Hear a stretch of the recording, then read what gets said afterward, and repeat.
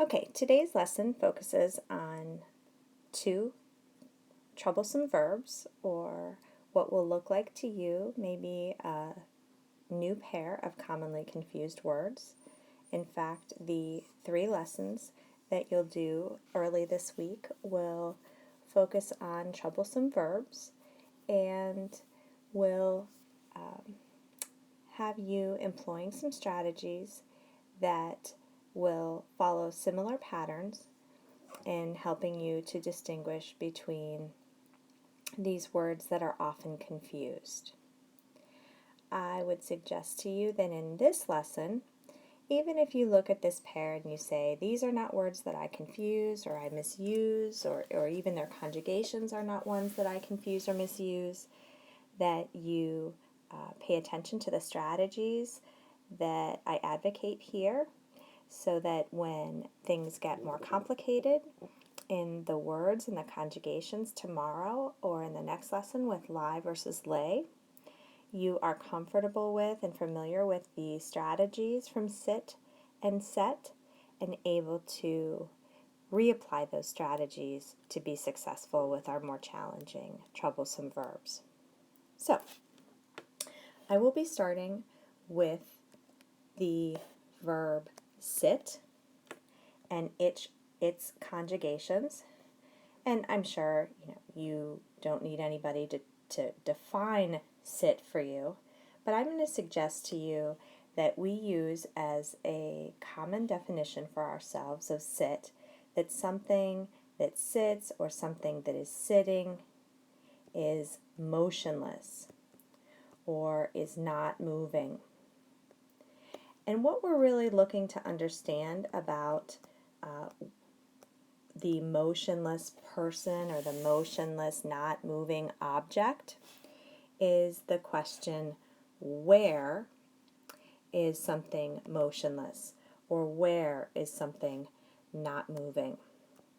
And so if you look at these examples put forth in the examples, I'm going to make this a little bit thicker in the highlighting here. We're looking at the new student who can sit. We want to know where. Well, the student can sit in this desk. Or no one has been sitting here. And what I would suggest we get good at looking for, I sometimes call these look-fors. We want to look for a preposition. I'm going to write prep here for preposition directly after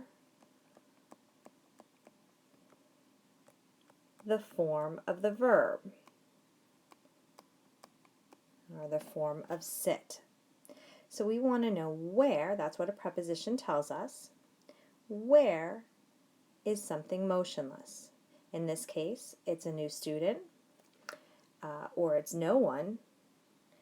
But I'll ask you to look down at the example sentence before the exercises at the top of this page. We can see that sat is the past tense of sit, and it's used to explain where I sat or where I was motionless. That's on a park bench. So I'm going to suggest to you that in cases where you see a preposition or a prepositional phrase, I'm showing you in number 2, or something like number 4, we see this prepositional phrase. Remember, we're going to be looking for this preposition directly after the verb. When we see those, we can know that the form of sit versus set that means motionless would be the correct form of the verb. So I always sit in the recliner. A pot of potato and leek soup is sitting on the stove, because this tells us where that pot is motionless or where I am motionless in the recliner. Along with me, if you like, we can continue to look for sentences in the first 10 where we have prepositional phrases directly after the sit or set choice. And I'm finding prepositional phrases in 7 and 8 and 9. And so I will know to use the form of sit in those cases, which means to be motionless. My other verb in this sit-set pair doesn't have me defining sit in the same way. What set means, get this going here, is that set is something that means, and you're going to look at the definition of what they tell you, is to put something in place. Or I'm going to suggest that we just simplify that and define it as to place. Now the definition at the top of the page suggests that it generally takes a direct object, but I'm going to predict that that will make the understanding of sit versus set more confusing or more problematic than it needs to seem. What we're placing when we use a form of set, in fact, is we're placing a noun. We're placing a thing. And we're talking about what is being placed. So if you look at what I'm highlighting in the pink in these example sentences,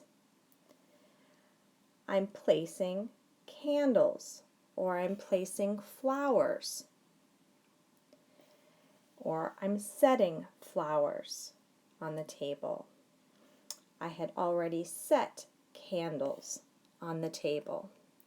That is, I'd already placed them. So what I'm really looking for, yes, is a direct object, but I can simply think of these things not as prepositions or prepositional phrases, but with set, my look for is going to be a noun, the noun that is being placed, the thing.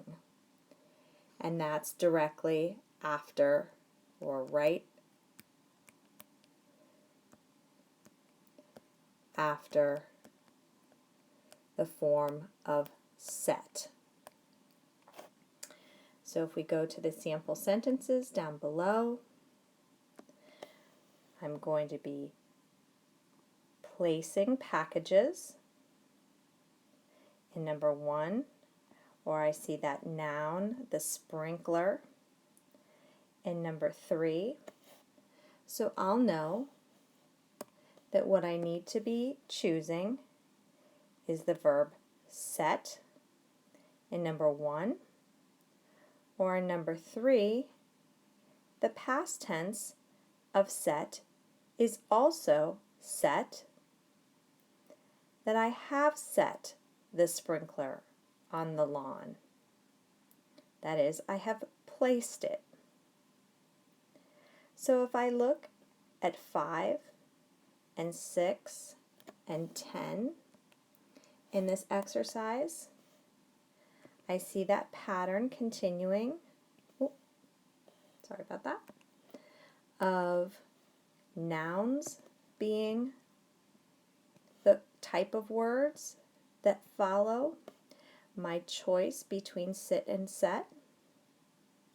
And when I see those nouns, I know that I'm going to be choosing set in this case as my troublesome verb.